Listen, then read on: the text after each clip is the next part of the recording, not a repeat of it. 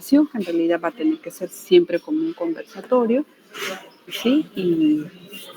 Y intercambiar opiniones, que vamos a ir conversando, ¿ok? Que esto ojalá en el transcurso de la presentación sea más un tipo conversatorio, una discusión del tema, ¿ya? Bien, entonces los temas que vamos a tocar, sé que es un poco extenso, trataba de ser bien concisa en esto. La terapéutica puntual es el hipertiroidismo, hipotiroidismo y suprarrenal. Vamos a empezar con lo que es suprarrenal, ¿sí? Ya hemos repasado un poco lo otro, así es que eso lo vamos a pasar un poco al final, ¿no? Entonces, hay dos eventos importantes en la glándula suprarrenal. Una situación en la cual podemos tener el exceso de cortisol y en otra que tenemos una disminución del cortisol, ¿ok? Entonces, estos cuadros con el cual vamos a empezar ahora, la insuficiencia adrenal, ¿sí? Ya hemos, digamos, el tratamiento y todo, vamos a obviar todo eso del diagnóstico y todo. Vamos a ver directamente qué tenemos que hacer cuando hay una insuficiencia adrenal en un paciente, ¿sí? El tratamiento definitivamente para todos es administrar, reponerle ese corticoide que el paciente no produce, ¿sí? Entonces el tratamiento de primera instancia es la hidrocortisona, el cual también podemos hacer uso siempre con dosis equivalentes. Y para ello esto hay fórmulas, hay tablas, ¿no?, en las cuales podemos ir encontrando el equivalente. Obviamente tenemos siempre una dosis de inicio de ataque, pero el punto final es que el paciente quede con una dosis fisiológica. En este caso, de la dosis que se tenga, nuestro patrón, en este caso sería la prednisona, en el cual la dosis fisiológica va de 5, en algunos casos hasta 7.5 miligramos al día. El punto es llevar a ese estado de dosis fisiológica en el paciente. Entonces, si tenemos un paciente con una insuficiencia adrenal, ¿no?, nuestras opciones de tratamiento en la reposición del corticoide es la hidrocortisona. Vamos a poner el ¿okay? Tenemos la hidrocortisona, que pueden ser dosis de 15 a 25 miligramos al día. Estas las podemos dividir en 2 a 3 dosis. Un momentito. ¿Ah? No. Vamos a empezar con uno nomás. Vamos a ponerle meropenem. Banco vamos a esperar. Mero nada más. Podemos pedirle los dos, pero nos quedamos con la banco. En la medida de lo que no tenga alergia, vamos agregando el otro. Mejor con cuidado. Ya, mejor empecemos con el mero. Disculpen la interferencia. Bien, entonces decíamos que el tratamiento en una insuficiencia adrenal, hidrocortisona, ¿no?, el cual podemos dividir este medicamento en 2 hasta 3 dosis al día. Puede ser en la mañana. Tratamos siempre de hacer el circuito del comportamiento de esta hormona, ¿no?, que es el ciclo circadiano en las hormonas, ¿no?, que más o menos tomando sus picos de elevación o de subida, que están las mañanas entre las 8 y las 9 de la mañana, y otra aproximadamente a las 4 de la tarde, que más o menos hacemos un cálculo para orientar al paciente 2 horas después del almuerzo. Otro corticoide, el cual en realidad lo usamos mucho más que la hidrocortisona, es la prednisona, ¿no?, dada su presentación vía oral, y podemos empezar dando dosis que va desde 3 hasta 5 miligramos al día y que se da también en 1 a 2 dosis al día, 8 a 9 de la mañana, y la otra dosis siempre aproximadamente a las 4 de la tarde. Miren, de todos los corticoides que tenemos para uso, no recomendamos el uso de la dexametasona, ¿no? Este medicamento tiene un tiempo de acción mucho más prolongado, es de depósito, entonces no podemos titular las dosis en realidad, y esto puede ocasionar después efectos cushinoides, ¿no?, por el exceso de corticoides. Entonces eso es lo que dificulta en relación y no podría seguir tampoco un ciclo circadiano del mismo cortisol al cual queremos llegar, ¿no?, queremos imitar.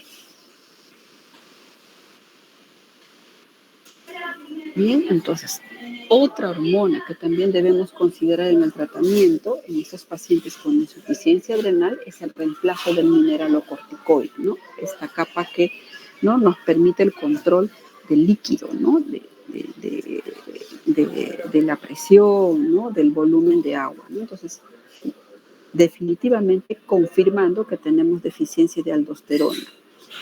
Esta patología, si bien en la mayoría no lo usamos, dado que la prednisona tiene también un poco de efecto mineralocorticoide y es donde nos ayuda a compensar también de repente este déficit. Pero, por ejemplo, en los niños que a veces tienen hiperplasias congénitas de nacimiento, sí requieren con más potencia el efecto mineralocorticoide. Para ello, y sí tenemos felizmente en el Perú también, es la fludrocortisona, ¿sí? Que se inician con dosis que pueden ser también titulables, entre 100 hasta 100 microgramos, ¿no? Esto no necesariamente, ¿no? Restringir la sal no va a ser necesario.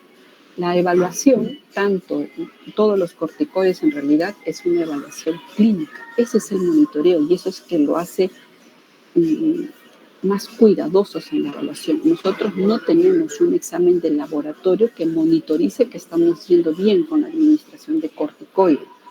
No se va a modificar el cortisol natural. Si está bajo, bajo queda. Así le den la dosis de la prednisona en dosis fisiológica o esté estable el paciente, siempre van a encontrar un cortisol bajo.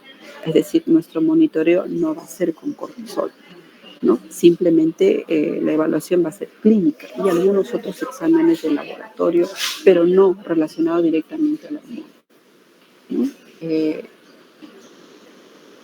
Bueno, reducir la dosis en caso de que se desarrolle, por ejemplo, una hipertensión, ¿no? Efecto del exceso, en este caso, por ejemplo, de la fludrocortisona, ¿no? O la persistencia de la hipertensión. En este caso, miren, el punto donde yo puedo controlar el exceso de este corticoide tendría que ser ir controlando la presión, ¿no? Y podemos ir disminuyendo en función de que esto pues está pasando los límites normales.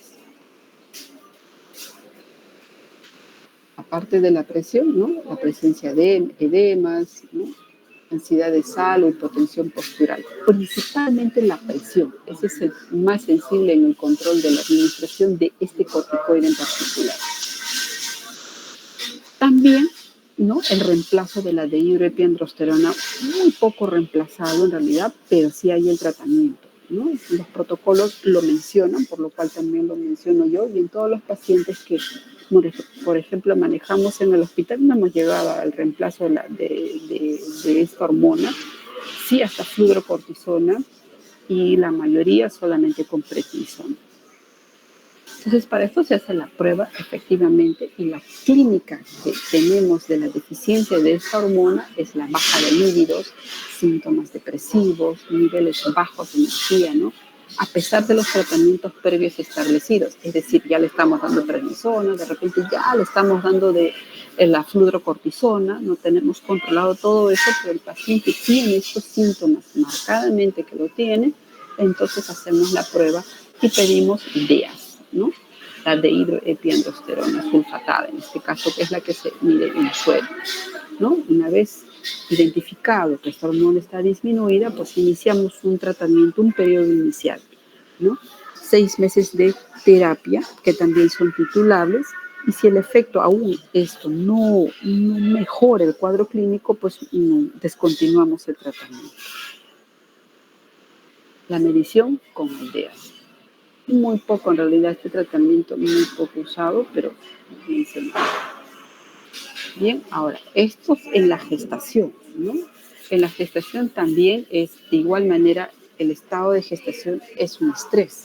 Entonces, un paciente que esté en una condición de insuficiencia adrenal o incluso ya sea manejado por una insuficiencia adrenal, el cual mantiene una dosis habitual de corticoide, que puede ser, por ejemplo, 5 miligramos al día o 7.5 miligramos al día, las dosis fisiológicas, si se agregara a esto, tenemos que aumentar la dosis de estrés en estos pacientes, aún su gestación, ¿no? Entonces vamos incrementando la dosis hasta tener la evaluación, ¿no? Como hemos dicho, hacemos el seguimiento clínico. Un paciente que no tenga hipotensión, ¿no? Que no induzca la hipoglicemia tampoco, ¿no? El exceso de la dosis también monitorizaremos si es que el paciente tiene hiperglicemia, hipertensión postural. Todo es una evaluación clínica en realidad con los manejos de los corticoides, ¿no? Tenemos aquí las opciones, hidrocortisona, prednisolona o prednisona, pero como ven, nunca usamos dexametasona como tratamiento. Mire, puede que estén de repente en el Serum y no tengan otra opción. Solamente en casos extremos podemos usar la dexametasona, porque al final lo requiere, pero tendrían que empezar con dosis mucho más bajas, ¿no? Sería en el último caso de no contar con los otros corticoides que tienen una acción de tiempo más corto y nos permita titularlos, ¿sí? Entonces tenemos que ir en función de la dosis de estrés, el cual definitivamente lo va a necesitar, por ejemplo, en el trabajo de parto, ¿no? O en el caso de que esta paciente sea intervenida con una cesárea, pues en el estrés quirúrgico también, ¿no? Podemos ir aumentando un 20% de la dosis, ¿no? Si tiene 7.5, podríamos de repente llegar a 10 o 15 miligramos, ¿no?, de corticoides, divididos también entre las 8 de la mañana y las 4 de la tarde, si es que es gestante. Dada la gestación, que es un estado de estrés, sí amerita aumentarle la dosis del corticoide habitual. El tratamiento en niños, ¿no? Se sugiere también hidrocortisona, que es un tiempo más corto todavía y por lo cual se debe dar en más dosis en el día. La administración siempre es, ¿no?, por metro cuadrado de superficie, y en este caso se recomienda 8 miligramos, ¿no? Tratamos a los niños de no usar, como recomienda la Sociedad de Pediatría, los glucocorticoides sintéticos de acción prolongada, dexametasona y prednisolona, por lo cual ya les he repetido que no es conveniente, ¿no?, por el tiempo de vida prolongado, no titulable y efectos cushinóides. Monitorizar también, miren, la evaluación clínica. Por lo tanto, yo debo saber conscientemente en mi paciente la evaluación, tanto reconocer si es que insuficiencia adrenal como signos de hipercortisolismo por el exceso de corticoides que de repente yo pueda estar indicando, ¿no? En los niños, la evaluación clínica se basa en una insuficiencia, partiendo de una insuficiencia, ¿no?, que, por ejemplo, evaluar la velocidad de crecimiento. Si empieza a ser, ¿no?, en ascendente, como se ve en las tablas de evaluación, está yendo bien. Evaluar en el peso y la presión arterial, si este niño va ganando peso. En cambio, si lo tengo insuficiente, estos patrones sí se ven alterados, ¿no? Alteren su crecimiento y en su desarrollo sobre todo. Si es que tengo claramente una deficiencia de aldosterona, pues voy a usar también fludrocortisona, ¿no?, 100 microgramos al día. Además de en lactantes también se puede hacer la reposición con soluciones de cloruro de sodio, ¿no?, hasta el año, porque a veces no es suficiente o incluso las dosis pueden no ser suficientes y estos niñitos sí reciben su cloruro de sodio. Ahora, vamos a lo que es la prevención de la crisis adrenal. Cuando yo tengo un paciente, ya está manejado, ya está tratado, ya está con su prednisona, ¿sí? Estamos viniendo ya de hacerle el tratamiento correspondiente. Tengo un paciente que tiene tratamiento con prednisona de 7.5 miligramos al día. ¿Cómo voy a identificar a un paciente que tiene riesgo de una crisis adrenal? Entonces, el paciente puede tener algún evento paralelo a su rutina de todos los días. Un ejercicio intenso, infecciones, estrés, traumatismos, ¿no? ¿Qué más? No sé, una cirugía que se va a realizar. Cualquier tipo de evento, el niño tiene que estar entrenado en saber que incluso él mismo se podría hasta subir la dosis, ¿no? Entonces, si tenemos, por ejemplo, o el niño de repente les llegó, ¿no? Les llegó al centro de salud, tomó su dosis, tuvo una fiebre, por ejemplo, por una gripe, por lo que sea, tuvo una fiebre y la mamá no se dio cuenta. Antes de que llegue al estado de crisis adrenal como tal, ustedes inmediatamente le dan la dosis de estrés, ¿no? Administran hidrocortisona 100 miligramos inmediato, en ampolla, endovenoso. Inmediatamente el niño se repone, ¿no? Y posteriormente también hacemos la reposición de líquidos. Estos niños responden rápidamente a la administración de cloruro de sodio endovenoso. Si es que esto continuara o es que el cuadro clínico por el cual viene se prolonga, de repente no es una sola gripe, se complicó con una neumonía, esta administración endovenosa, aparte del estado de STAT, lo continuamos, ¿no?, ya cada 24 horas para mantener esa respuesta de estrés habitual que lo tendría si es que estuviese funcionando bien su glándula suprarrenal. que pueden llegar a estas dosis de estrés hasta incluso 200 miligramos en 24 horas. Bien, ya. Digamos que no pudimos controlar este riesgo de crisis, ¿no? Llega el paciente definitivamente en un estado de crisis adrenal, ¿no? No tomó el tratamiento y esto ocurre de que el paciente, por ejemplo, está tomando, miren, y si incluso no tiene ningún evento, ningún factor precipitante, no hay infecciones, no hay nada. En chicas hasta su propia menstruación puede ser un factor de riesgo, ¿no? Y también se le indica aumentar un poco los días de la regla, aumentar un poco su dosis de prednisona habitual. Pero en estos pacientes con crisis adrenal, generalmente a veces por alguna razón viajan o simplemente en casa, a veces las personas adultas mayores cansadas de consumir pastillas, justo dejan de tomar la prednisona, ¿no? Su tratamiento habitual. Lo suspenden, no lo dejan, no van a llegar ni a las 24 horas y les va a aparecer en el hospital o en el centro de salud o en la emergencia, ¿no? Ya con su estado de crisis adrenal. ¿Qué cosa es lo que hacemos? Las señales clínicas de una crisis adrenal. ¿Alguien me puede decir cómo reconozco?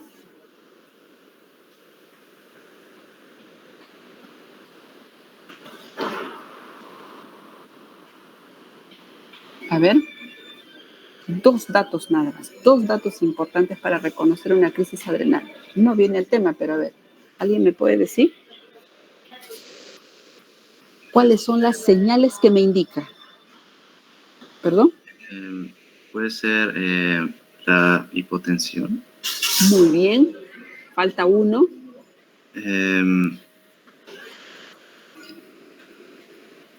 Vamos, Franco, si puedes.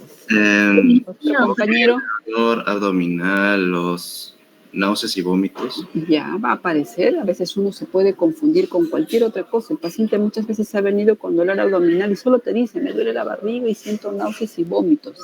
Nada más. Y uno piensa que es un dolor abdominal, una jeca, cualquier cosa, le damos tratamiento y se va a su casa. Le ponen su líquido, le ponen su cloruro, mejora. Por supuesto que va a mejorar porque le estás reponiendo, ¿no? El volumen que no puede sostener y se siente bien y se va a su casa. Pero hay otras señales que nos va a avisar que esto va más allá de eso. Hipotensión, muy bien. Otro. Doctora, ¿puede ser fiebre? No, si hay algún factor precipitante, sí, va a entrar fiebre, pero no directamente con la insuficiencia adrenal. Doctora, ¿podría ser hipoglicemia? Hipoglicemia, doctora. Bien, la hipoglicemia, chicos, si viene con cólico, viene con cualquier síntoma, porque esos pueden no ser propios del mismo estado. Esos son factores agravantes, un dolor de diente, como les digo, hasta un cólico de la regla, cualquier cosa. Pero si en esa situación del dolor abdominal encuentran al paciente muy hipotenso, nunca dejen de medirle también la glucosa. Esa evaluación extra que terminan haciendo con la glucosa y te aparece con una glucosa en 60, en 58, una crisis adrenal. El manejo es completamente diferente, ¿sí? Entonces, si yo llego a evaluar esto, ya sé que el paciente está en una crisis adrenal. Hasta que pidan el cortisol y todo, va a demorar, ¿verdad? Entonces, no hay cuadros que cursen con tanto. Si un cólico no te va a generar una hipoglicemia, tampoco necesariamente incluso a grado de una hipotensión. Estos pacientes inmediatamente hacen hipotensión e hipoglicemia, así de rápido. Entonces, ¿qué hago? En primera instancia agarro un cloruro y le coloco endovenoso, ¿sí? 1000 cc endovenoso rápido, a chorro, que eso más o menos transcurre en 1 hora. Con eso reponemos el líquido. El paciente mejora, inmediatamente mejora, pero no va a ser sostenible.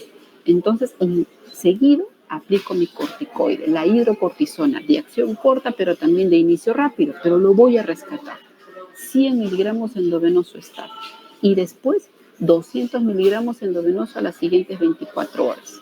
Es decir, le paso 100 en la mañana y 100 en la noche, por ejemplo, que puede ser cada 12 horas, ¿no? Y al día siguiente, según la evaluación clínica, ya saben cómo evalúan clínicamente, mejorará la presión arterial, mejorará la glucosa, ya no habrá las náuseas, los cólicos, esa sensación de fatiga y cansancio va a desaparecer, se va a sentir mejor el paciente, ¿sí? y ya lo puedo ir manteniendo, ¿no? Hasta recuperarse completamente. Si es que ha habido algún factor precipitante, resuelvo el factor precipitante, pero manteniendo mi corticoides de estrés, que puede ser 100 miligramos en 24 horas suficiente para él, sí. De hecho, la dosis fisiológica en estrés no le va a ayudar, el paciente se puede descompensar más, ¿sí? Hasta que se resuelva su caso y luego mantenemos su vía oral, que seguramente el paciente descontinúa, ¿sí? En niños lo hacemos por bolos, no le podemos dar de frente una solución salina, ¿no? Recomiendan más o menos el cloruro normal, ¿no? El cloruro de sodio de 0,9 por mil, ¿no? En estos casos ellos siempre se calcula por peso, 20 ml por kilo, puede ser hasta 60 por kilo, 60 ml por kilo, eso en una hora, ¿no? En el caso ya de que el paciente llegue en shock, muchas veces no es posible por la vía normal, le tienen que poner un catéter para entrar más volumen de agua, ¿sí? También hacemos la reposición seguida de hidrocortisona, que va desde 50 hasta 100 miligramos, ¿no? En bolo también, ¿no? Y podemos ir después manteniendo la misma dosis, pero ya en un día, miren, dividido cada 6 horas, ¿no? Más chiquitas las dosis, ¿no? Entonces, crisis adrenal, cloruro de sodio, primer frasco en chorro, y si es niño en bolos, 20 ml por kilo, ¿no? Repongo el volumen, repongo un poco, reajusto la presión, que el paciente esté hipotenso, eso es lo que lo va a mejorar. Y con el corticoide posterior inmediatamente, no se olviden, 100 miligramos, que la ampolla viene de 100, inmediatamente endovenoso está, ¿sí? Y hacemos ya el rescate de una crisis adrenal. Y después ya mantenemos la dosis de estrés, como ven aquí, 200 miligramos después de las 24 horas. El paciente a veces no se repone a veces rápidamente, y tenemos que mantener este estado de estrés por lo menos unos 2-3 días. Y después hasta que se resuelva su cuadro de base. Con eso el paciente el mismo día se va a su casa, no necesita hospitalizarse ni nada, ¿ya? Entonces, preguntando, ¿cuál es la evaluación clínica que debo hacer a este paciente para ya determinar que se ha repuesto? ¿Cuál es?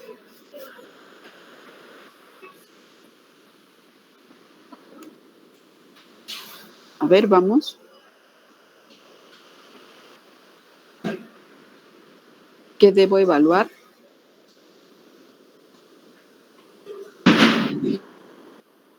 Vamos, chicos. Sí, su presión y su glicemia. Muy bien, ya tengo mejor la glucosa, ya mejoró mi presión.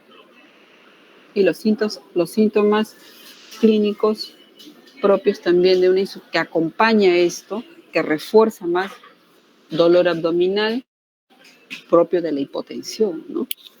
Del estado del hilio que pueden llegar a estos pacientes, hilio paralítico por esa hipotensión. Entonces baja el dolor abdominal y por ende también disminuye las náuseas y los vómitos, ¿ok? El paciente come, empieza a comer tranquilo y ya está de alta, ¿ya? Muy bien. Ya, en caso de que el paciente mantenga aún así la hipoglicemia, porque pueden llevar en estados bien graves, entonces también hacemos la reposición, ¿no? Hasta que haga efecto el cortisol, porque eso tiene todavía un proceso, podemos directamente dar una hipoglicemia. Si está en hipoglicemia severa, por supuesto que sí. Opciones, dextrosa al 25%, dextrosa al 10%. Tienen más carga de glucosa, va a responder más rápido y mucho mejor, ¿no? Aquí las indicaciones. No tenemos mucha dextrosa al 25%, en realidad eso más he visto en manejos de UCI, pero en nuestras emergencias a veces no hay. Sí tenemos hasta el 10%, ¿no? En los cuales el 25% necesitamos dar una carga máxima de 25 gramos, que eso calcularíamos más o menos entre 2 hasta 4 ml por kilo. Si hacemos un punto medio, lo podríamos poner en 3. Si tenemos un varón de 70 kilos, son más o menos 210 mililitros que tendríamos que pasar de una dextrosa al 25%, ¿no? Y si tenemos 10, miren, simplemente lo aumentamos. De repente ya no es 210, de repente es suficiente. ¿Cuánto sería? A ver, están atentos. ¿Cómo sería mi cálculo en un individuo de 70 kilos? ¿Cuántos mililitros le voy a pasar de una dextrosa al 10% para reponer su hipoglicemia? Considerando un punto medio aquí. A ver, 7.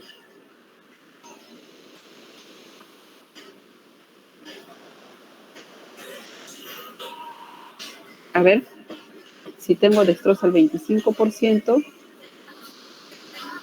en dextrosa al 10%, que es lo que más frecuentemente usamos, en un individuo de 70 kilos, ¿cuánto le pasaría de ml?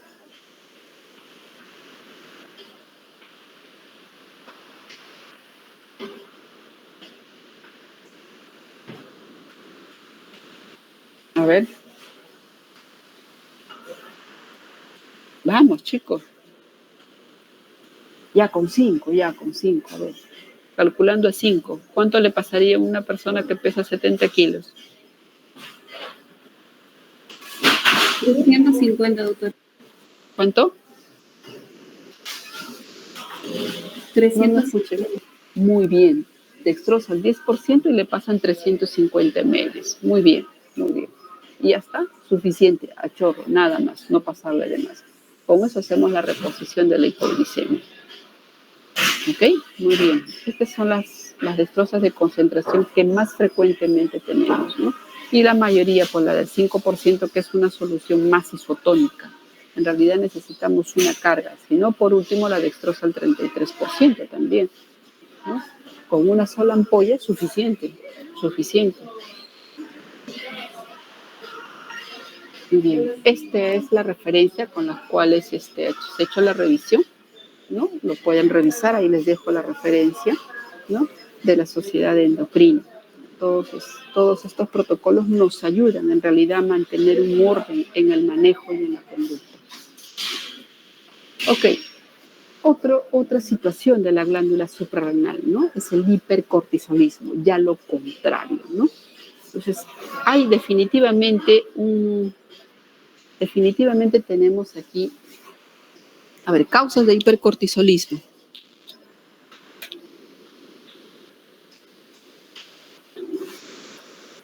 Una enfermedad de Cushing, por ejemplo. A ver, otra. Vamos, ya está cerca el examen. Patologías de hipercortisolismo.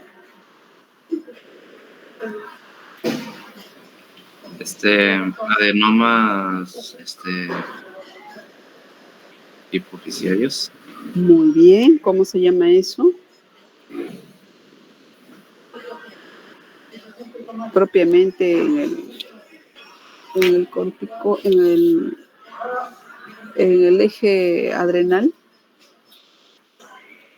un tumor productor. ¿Un adenoma corticotrópico? ¿Ya? ¿Qué es lo que se produce aquí en exceso? Relacionado al eje.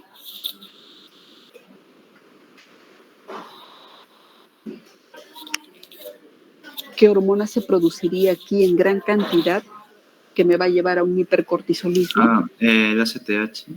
Muy bien. ¿Cómo se llama esta enfermedad que aumenta la producción de ACTH?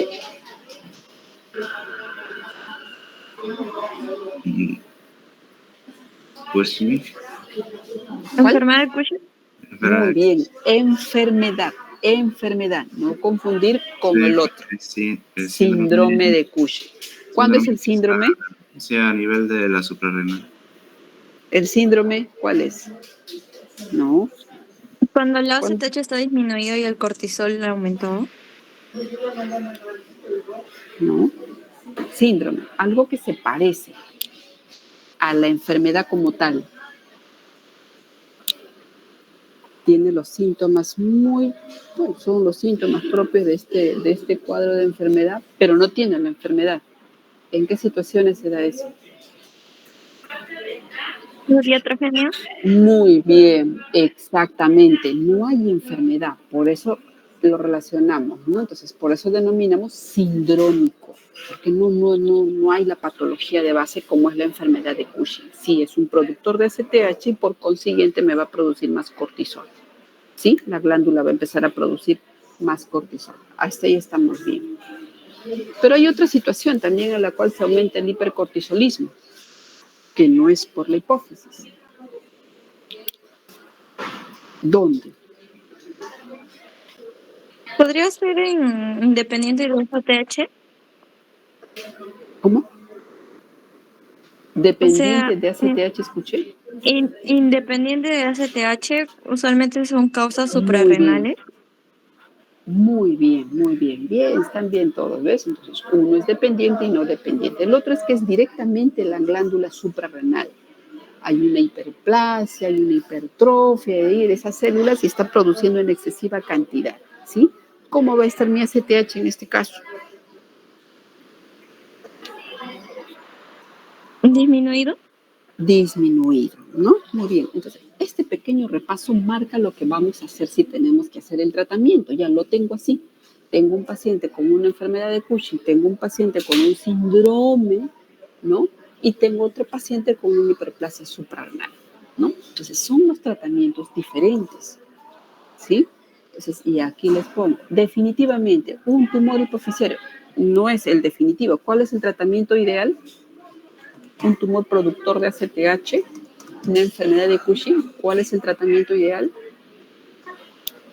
¿Resección quirúrgica? Quirúrgico, no hay duda. Por favor, marcan siempre quirúrgico. El tratamiento médico es opcional a una situación muy en la cual esté contraindicada la cirugía por alguna situación, ¿no? Mal abordaje, compromiso de estructuras externas importantes que comprometan la vida y otra serie de cosas, ¿sí? El tratamiento médico no es la opción inicial. Muy bien, es quirúrgico, ¿no?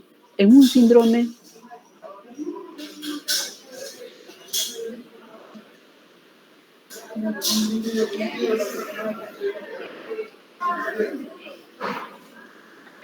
en un síndrome o en un síndrome. ¿Podría ser, doctor, un bloqueador enzimático? ¿Cuál era la causa del síndrome? ¿Se acuerda? ¿Sería la suspensión de corticoides? Gradual, muy bien, gradual. No lo puedo suspender abruptamente, lo tengo que hacer gradualmente, ¿sí? ¿Alguien me podría explicar por qué debo hacer ese retiro gradual? ¿Por qué no le suspendo y ya?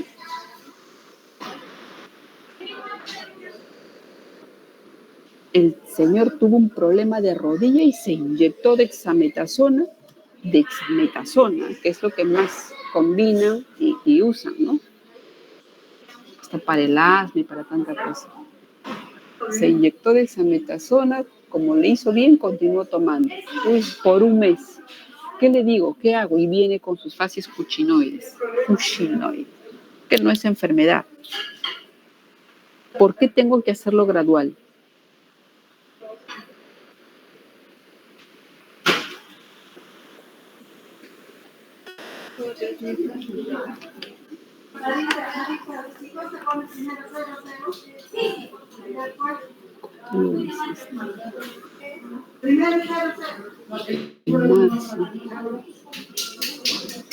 Hay que reprogramarlo.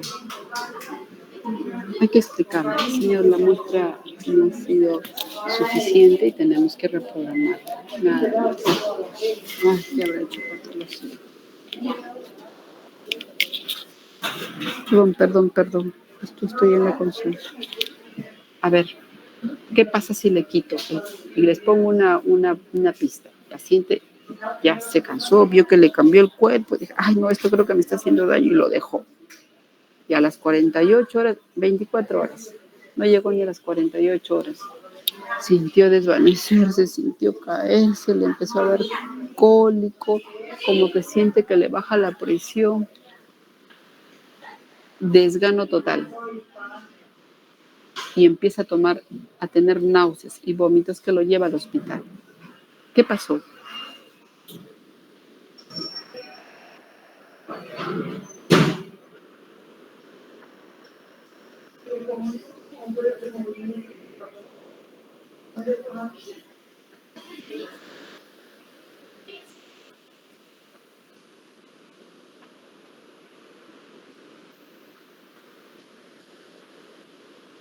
A ver, vamos.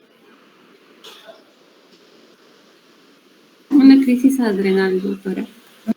Ya, tiene su crisis adrenal. Muy bien, ¿por qué? Si le quité solamente el corticoide, ¿qué es lo que debo hacer? Debo hacer eso, pero ¿por qué le dio esta crisis adrenal? Y les va a pasar, porque esto realmente es bien frecuente. Se pone la desametasona por doquier.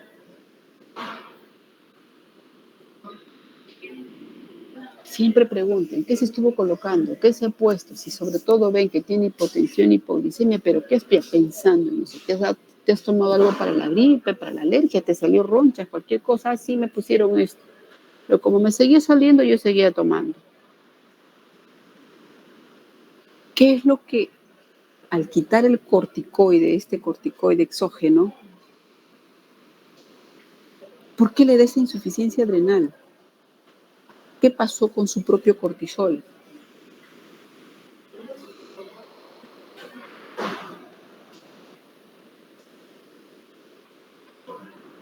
A ver, chicos, vamos.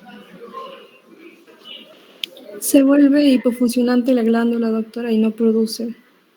Se bloquea, ¿no? Exacto, la glándula, el eje adrenal se bloquea por esta respuesta, ¿no? O sea, la ACTH ve que ya hay suficiente cortisol y ya está. Y eso evita de que produzca su propio cortisol.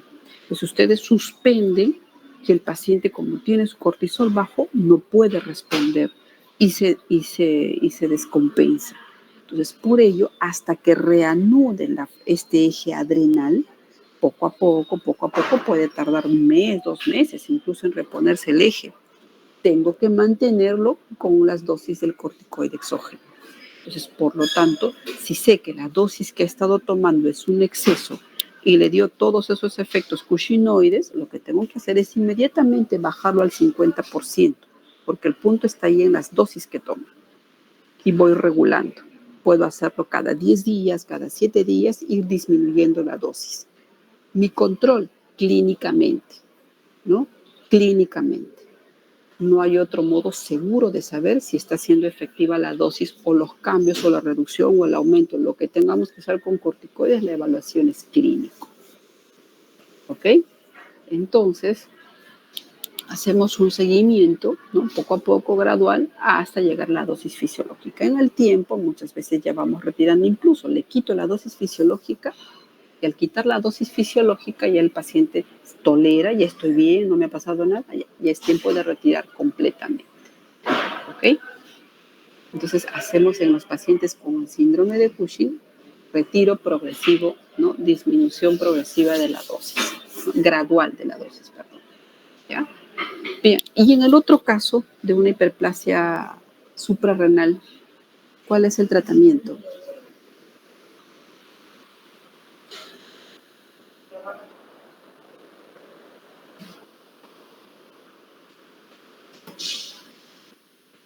A ver, ¿cuál es el tratamiento?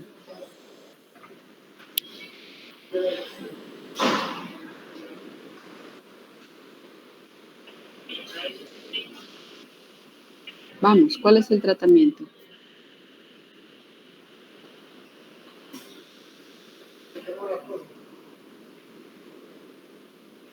Doctora, ¿podría ser un bloqueo enzimático suprarrenal? Un bloqueador enzimático. Si es una hiperplasia, ya ha creado una hiperplasia.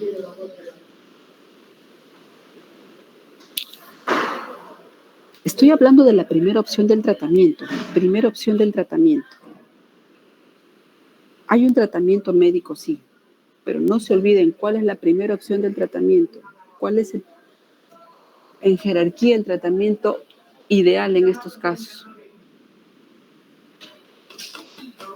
La resección quirúrgica. Una hiperplasia de las glándulas. Exactamente, para los 3, chicos, no se olvide, para los dos, tanto un tumor hipoficiario, ¿no? Como una hiperplasia de la glándula suprarrenal, una hipertrofia, una hiperplasia que lleva una glándula suprarrenal, también es quirúrgico, ¿sí? Nosotros aquí vamos a hacer mención al tratamiento médico, que puede ser en un tiempo transicional hasta el tratamiento quirúrgico o por si alguna razón la opción quirúrgica no es contraindicada, ¿sí? Entonces, ¿qué tenemos?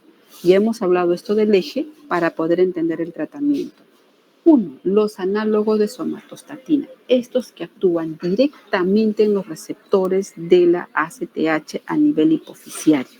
Entonces, un tratamiento va a radicar directamente ahí en la hipófisis, a nivel de sus receptores, ¿no? Para ello, lo idóneo son los análogos de somatostatina. El tratamiento más efectivo, tolerable por el paciente, el pasirreotide, ¿no? Las dosis que se dan es entre 600 y 900 miligramos hasta 2 veces al día por un tiempo de 6 meses, ¿no? El cual sí hay efectos en los cuales puede reducir, no es el tratamiento ideal, pero sí dentro de los tratamientos médicos en tumores hipofisiarios, a nivel hipofisiario, ¿no? Controlar la secreción de la ACTH, ¿no? Estos análogos de somatostatina. Estos medicamentos son realmente caros, carísimos. Puede llevar un consumo al año, por 6 meses, ¿no? De hasta 12,000, 15,000 soles. Aquí justamente tuvimos con una paciente, ¿no? Y difícil realmente mantener un tratamiento de ese tipo. Realmente llegar a la opción quirúrgica es lo ideal en estos casos, pero esta es la opción, ¿no? Y otro punto de tratamiento, otro punto de acción en nuestro tratamiento para estos casos de hipercortisolismo es lo que mencionaba, ¿no? A nivel de la esteroidogénesis. Esto ya es directamente en la glándula suprarrenal, en la producción directa del cortisol. Entonces, puedo usar este ketoconazol, en el cual va a bloquear la síntesis de este cortisol.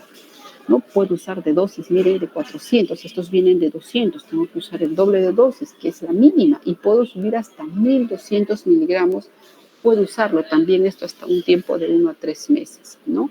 O también en tumores ectópicos que a veces son difícilmente identificables, ¿no? Todo bien arriba, ¿no? La glándula suprarrenal también todo bien, ¿de dónde se produce tanto cortisol? Pero bueno, entonces voy a cortar la producción directamente a nivel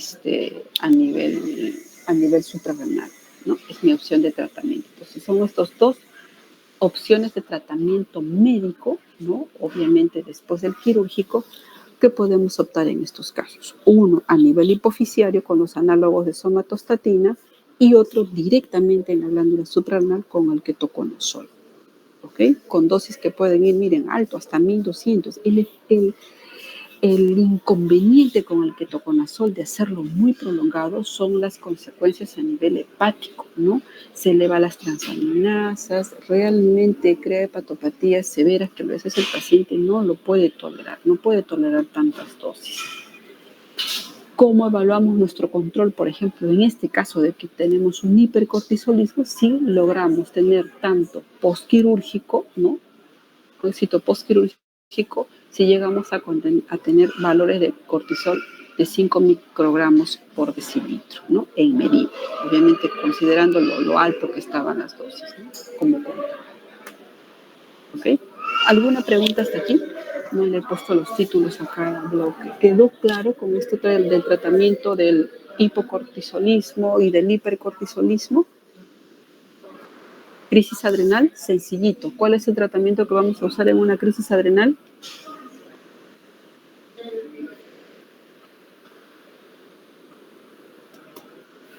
Son solo dos. ¿Cuál es?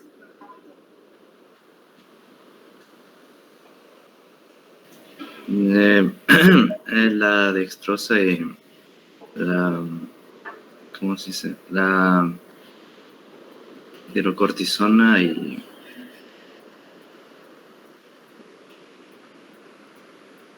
En primer lugar, el cloruro. Por favor, pásenle un cloruro endovenoso al chorro en 1 hora. sí, eso. Después viene su corticoide, su hidrocortisona, 100 miligramos endovenoso está. Y si la hipoglicemia fue severa, su destroza al 10%, ¿sí? Calculando la dosis entre 5 a 10 miligramos por kilo de peso, ¿no? Mililitros en este caso, que es más fácil todavía calcularlo así. ¿Ok? Entonces, en la dextrosa, si es que es una hipoglicemia severa, su corticoide, 100 miligramos endovenoso, que ya vienen las ampollas preparadas, y principalmente, en primer lugar, canalicen de un cloruro. Ya tienen mejorado, hay un 20-30% del cuadro clínico. El corticoide le va a subir mejor. Y la hipoglicemia mejora rápidamente el estado de hipoglicemia, que en este caso puede ser severo. Si es que no lo es, con el corticoide solito se repone. ¿Okay? Y si es que tiene riesgo de crisis, tiene una enfermedad, todavía no se descompensa, suficiente que le pongo.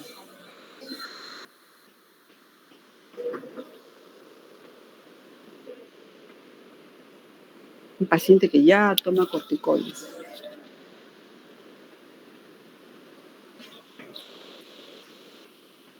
Antes de que se descompense, solamente la ampolla de hidrocortisona 100 miligramos endovenoso está, punto. Y alguna reposición de líquido vía oral. Nada más, nada más. Eso es en el hipocortisolismo.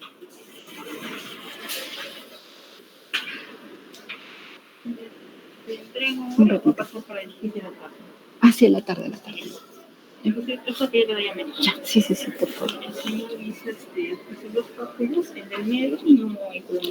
La banco es una parte de la Entonces la banco.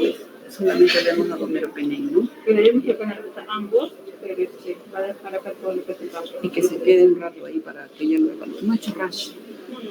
Pues es el banco. Ya ves, ya sabemos. Gracias. Perdón, chicos, perdón. Listo, entonces, claro, con el hipocortisolismo. Esa es la emergencia que está más accesible, ¿no? Y en el hipercortisolismo, bueno, los análogos de somatostatina y para repasar el ketoconazol, el cual es un medicamento que incluso hasta por otro lado, pues podrían usar, ¿no? Pero ¿qué pasaría si yo tengo un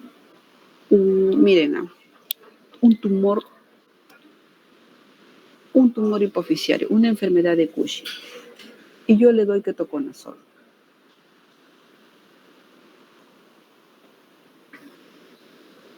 ¿Alguien me puede decir, por ejemplo, cómo funcionaría este tratamiento? ¿Sería viable? A ver, ¿algún comentario respecto a eso? ¿Puedo darle? ¿Le podría dar ketoconazol a un paciente que tiene un tumor hipoficiario?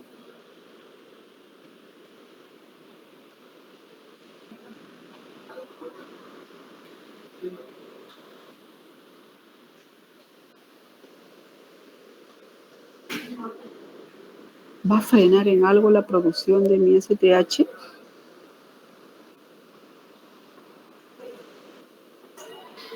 A ver. Vamos, opine.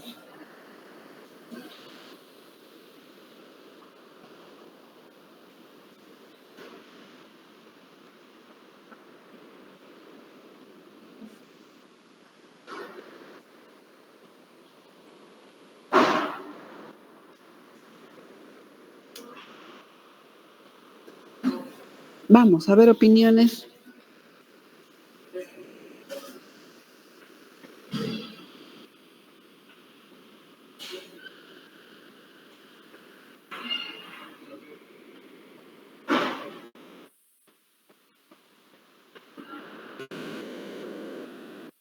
Vamos, chicos. ¿Qué pasa si le doy ketoconazol?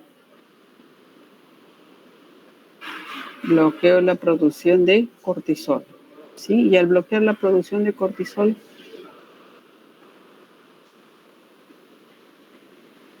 ¿qué va a pasar con la CTH? Si bajo la producción de cortisol a nivel de mi glándula suprarrenal, voy a darle ketoconazol. ¿Qué va a pasar con mi ACTH? Si lo disminuyo, no produce tanto, puede que no es que lo bloquee todo, ¿no? Porque no llega a bloquear todo. El ketoconazol no llega a bloquear todo. Puedo hacer producir más ACTH. Si voy a reducir, puedo impulsar más. Por eso es que a veces el tratamiento en estos casos no ayuda mucho. A veces lo podemos usar temporalmente como tratamiento, pero no es el ideal en estos casos de un tumor o de una enfermedad de Cushing. Tenemos que bloquear directamente la producción de ACTH, porque el problema es ahí. El ketoconazol es efectivo si el problema es netamente en la glándula suprarrenal. ¿Sí? Ok, no se olviden de eso, ¿ya? Bueno, vamos a pasar ya prácticamente ya más rápido a lo que es el tratamiento del hipertiroidismo, ¿no? sea en una tormenta, sea un hipertiroidismo descompensado, no se olviden, ¿no? En primer lugar, veo que tenga todos los síntomas. Yo sospecho que tiene hipertiroidismo. Lo primero que tengo que abordar son la sintomatología clínica que puede tener un factor de riesgo de mortalidad. ¿Cuál es? En un paciente hipertiroideo descompensado, La taquicardia. la taquicardia, muy bien, que puede terminar en... ¿Con qué se complica una taquicardia? El corazón empieza a latir rápidamente, ordenadamente los pulsos, pero si le aumento más la velocidad, ¿qué va a pasar con el ritmo?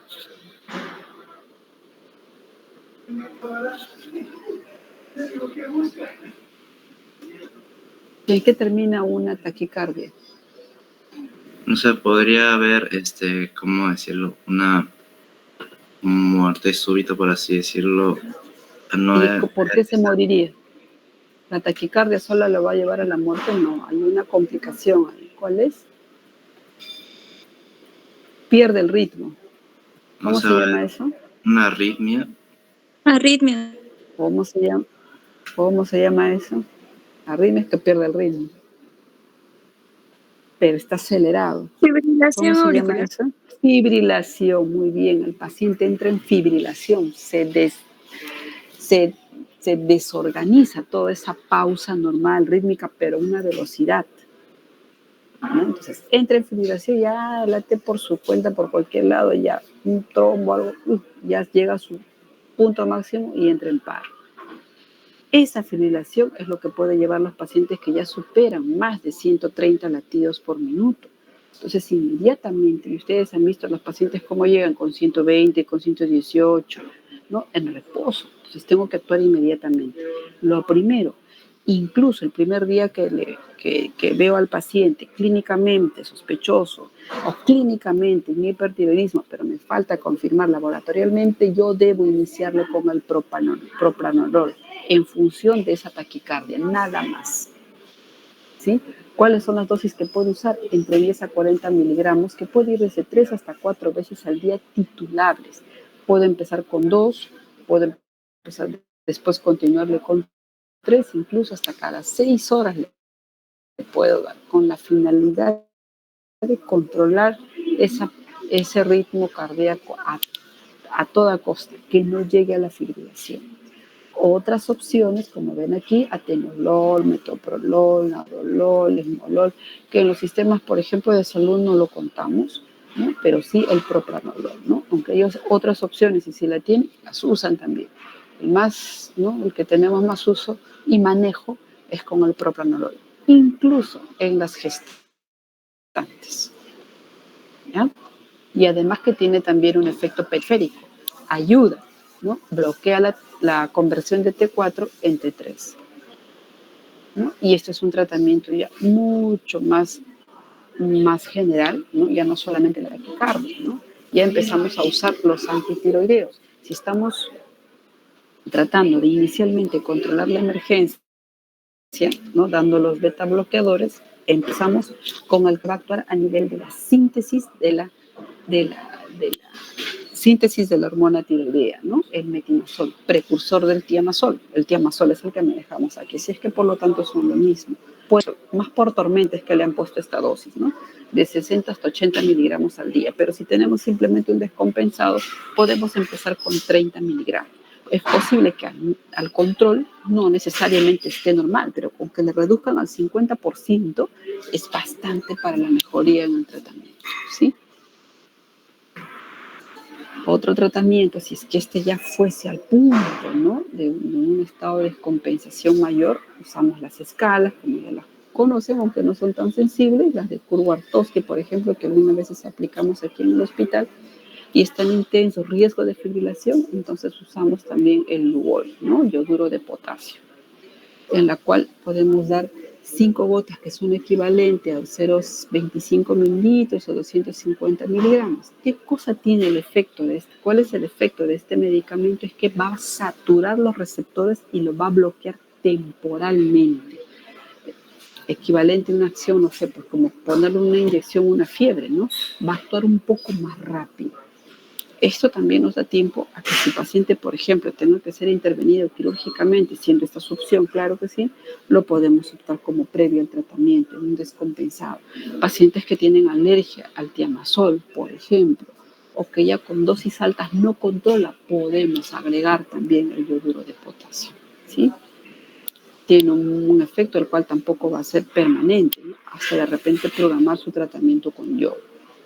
Otro tratamiento a considerar también es la hidrocortisona, también por el efecto periférico que tiene, ¿no? La conversión de T4 a T3. Entonces buscamos por todos los flancos controlar el exceso de estas hormonas, ¿sí? Periférica y directamente a nivel de la glándula, como lo hace el tiamazol. ¿Okay? Bueno, ahora vamos a pasar a lo que es el manejo de un hipotiroidismo, ¿sí? En el cual su cuadro severo máximo es el coma mixedematoso, como lo han explicado el día de ayer. Bien, entonces, lo ideal que algunos protocolos también lo mencionan, y eso es en función de los medicamentos también que cuentan estos países, que se hacen estos protocolos, ¿no? Como son las sociedades americanas, por ejemplo. Tienen, ¿no?, la levotiroxina endovenosa, que aquí en el Perú no lo tenemos, ¿no? Inician tratamientos combinados, ¿no? También porque tienen T3 endovenoso, tampoco lo tenemos. Los menciono sí porque está en las guías. ¿Deben saber el ideal del tratamiento? Sí, pues lo debemos saber aunque no lo manejamos, ¿no? Realmente solo tenemos hasta para el coma mixedematoso, manejamos con levotiroxina de vía oral, imagínense, ¿no? Imagínense que un paciente incluso está con su sonda nasogástrica, triturar la pastilla en el morterito, pasarle por la sonda y si hay reflujo, usar otra vía, hasta con la vía rectal, que a veces también demora en la reabsorción, en absorber las pastillas, ¿no? La mortalidad en estos pacientes pues es alta, ¿no? Entonces, para mencionar, tratamientos combinados en lo cual podemos usar, ¿no?, la levotiroxina en dosis iniciales de 200 a 400 miligramos endovenosos sería ideal, y al mismo tiempo también la T3. Esta va a tener una acción más rápida, pero si yo solo administro la T3, ¿no?, el tiempo que me va a durar en controlar al paciente o estabilizar al paciente es muy corto. Entonces, tengo que también tener sus dosis de recarga, ¿no?, para que después siga manteniéndose la conversión de T4 a T3 y no estar inyectando T3 en todo momento, ¿no? Entonces, esto es como una terapia de rescate. Bien, entonces, esta combinación tiene, ¿no?, sus ventajas, como también tiene sus contras, ¿no? Entonces, esto sí, efectivamente, la activación metabólica tiroidea se disminuye porque obviamente estamos haciendo un efecto directo, ya no estamos trabajando a nivel de la glándula, ¿no? Disminuimos esa conversión periférica de T4 a T3 porque estamos inyectando directamente la hormona activa, ¿no? Como les mencioné, tiene una acción rápida, no va a requerir conversión periférica, ¿no?, y la respuesta también va a ser rápida. Muy útil, sí, en pacientes que ya están en este grado de un coma mixedematoso. Hay una buena respuesta de sangre al líquido cefalorraquídeo. Demora mucho menos que darle la hormona tiroidea, la T4, por ejemplo. Se puede demorar una hora. En cambio, con la T3 podemos hacer que llegue al líquido cefalorraquídeo en menos de 30 minutos. Rapidísimo. Son sus ventajas. Y la T4, obviamente, ¿no? Tenemos que aquí iniciar con dosis de carga, cosa que en la T3 no necesitamos tanta carga, pero en la T4 sí, dado el efecto lento todavía que demora en iniciar, ¿no? Empezamos con dosis cargas de 200 a 500 microgramos endovenoso, cosa que no lo tenemos que usar por vía oral, ¿no?, o por cualquier otra vía. Y luego al día siguiente, pues reducimos la dosis a 100 microgramos al día, ¿no?, hasta que el paciente pueda tolerar la vía oral, ¿sí? Las cargas tienen que ser altas porque justamente tenemos que llegar, ¿no?, a que a nivel sanguíneo, pues esa también sea una vía para, por ejemplo, para el líquido cefalorraquídeo, importante en la recuperación del sensorio del paciente, ¿no? La TSH, si es que administramos endovenoso, tiene también una respuesta más rápida. Mira, a las 48, 78 horas ya podemos tener respuesta de la TSH. El inconveniente cuando administramos la vía oral, la respuesta demora. Ya a veces ni pedimos para controlar TSH. ¿no? La T3 se limita en pacientes jóvenes, no sin historial de enfermedad isquémica ni arritmias, ¿no? Las mayores complicaciones con T, ¿hay mayores complicaciones con T3 que con T4? Sí puede haber, ¿no? Aquí otras descripciones, pacientes que no están comatosos, el TSH en descenso, hay mejoría clínica, no, como les repito aquí, la T3 no es un tratamiento para mantenimiento, definitivamente no lo es, tenemos que hacerlo combinados, procurar que no sea solo, ¿no? Y posteriormente sí hacemos la continuación con la T4, ¿no? Entonces, debemos evitar el uso excesivo de la T3. Es un poquito más rápido. Bueno, esta es la monoterapia solamente con la T4, como hemos indicado, dosis de carga, 400, ¿no? Prácticamente lo que hemos repetido en el diapo anterior, ¿no? Hasta recibir la vía oral. Y de tener nosotros, igualito, ¿no? Si tenemos la levotirosina y está en un paciente tan descompensado, con un TSH ya incluso mayor de 200, ¿no? Y está bradicíquico, bradilálico, hipotenso, hipotérmico, hay un riesgo alto de coma mixedematoso. Este paciente puede caer en cualquier momento. Inmediatamente, ya desde ese punto aquí, por lo menos sabiendo que lo que después va a ser mucho menos la absorción, iniciamos ya con carga incluso en estos estados, ¿no? Poco antes que llegue al coma. 300 miligramos de levotiroxina. Algunas guías también lo recomiendan de 200, otras de 300. Podemos iniciar 300. Sabemos que todo no va a absorber. El edema que hay a nivel de la mucosa intestinal va a interferir con la absorción total del medicamento. O sea, lograremos que el 50% nada más llegue. Por eso es la dosis carga.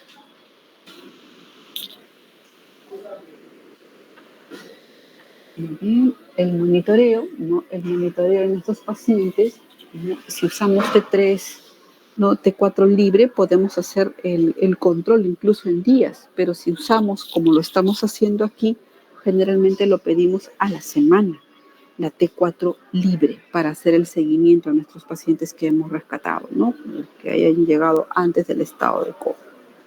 La TSH va a ser bien difícil medir prontamente, así que no consideramos como un monitoreo dentro de la evaluación del paciente. Así, directamente, no se olviden, dosis de carga de 200 a 300 microgramos de levotiroxina en pacientes descompensados y sin coma mixedematoso. Hay guías, pocas guías que recomiendan hasta 500, obviamente considerando lo que les expliqué de la dosis carga, ¿no? ¿Por qué la dosis carga? ¿No? Y otras medidas, aparte de ello, aparte de la levotiroxina como tal, bueno, los otros manejos paralelos, ¿no? Obviamente la parte de la temperatura, ¿no? La hipotermia. Generalmente tratamos de colocar al paciente más con medios físicos, no calentarlo con frazadas. Recomiendan no usar dispositivos, ¿no? Estas eléctricas, por ejemplo, que no es conveniente en estos casos, ¿no? Usar los métodos pasivos nada más, ¿no? Estos pueden crear paralelamente vasodilatación, que justamente es lo que no queremos, y el estado en el que está el paciente, ¿no? Por eso solamente cobijamos con métodos pasivos. La cobertura antibiótica, si es que ha habido un desencadenante para este coma mixedematoso, ¿no? Estos pacientes van a retener CO2 y pueden entrar en acidosis respiratoria, ¿no? El manejo correspondiente con ello, usar vasopresores de ser necesario, ¿no? La reposición de electrolitos. Ya, gracias, perdón, ¿no? La reposición de electrolitos de ser necesario y hacer la corrección de la hipoglicemia con el tratamiento de dextrosa correspondiente. Okay. Aquí les presento los productos para que los conozcan, se familiaricen. Tenemos generalmente en el mercado Tapasol, Tirosol. Las presentaciones van de 10 hasta 20, de 5, 10 y 20 miligramos.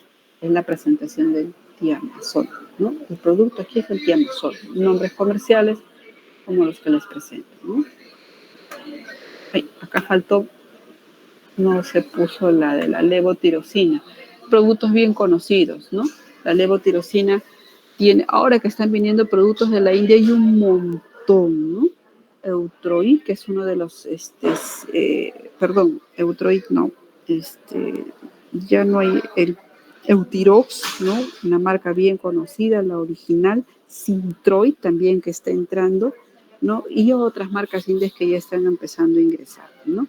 La diferencia entre estos es pues la biodisponibilidad con la que se cuenta. Cada producto a veces es diferente la biodisponibilidad. Un solo paciente puede controlar con una marca determinada con 100, pero con la otra marca tienes que subirla a 150. Ahí es donde varía la diferencia, ¿no? Pero puede ser reajustado, ¿ok?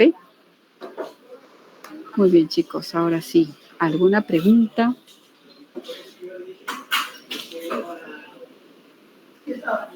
¿Quedó claro la información? Sí, doctora, todo claro. Ok, bien. Bueno, en todo caso, sí, este es el último cursillo. Bueno, les deseo mucha suerte en su examen. Y bueno, repasen, traten de hacer siempre resúmenes, siempre les recomiendo eso. ¿Ok? Muy bien chicos, entonces nos despedimos. Tienen el servicio a su disposición, cualquier duda que tengan, ¿sí? A mis colegas y a mí, ¿sí? Si quieren algún día volver por la unidad de diabético, reforzar algo, las puertas abiertas. Muchas gracias, doctora. Listo, buen día a todos, hasta luego. Gracias, doctora.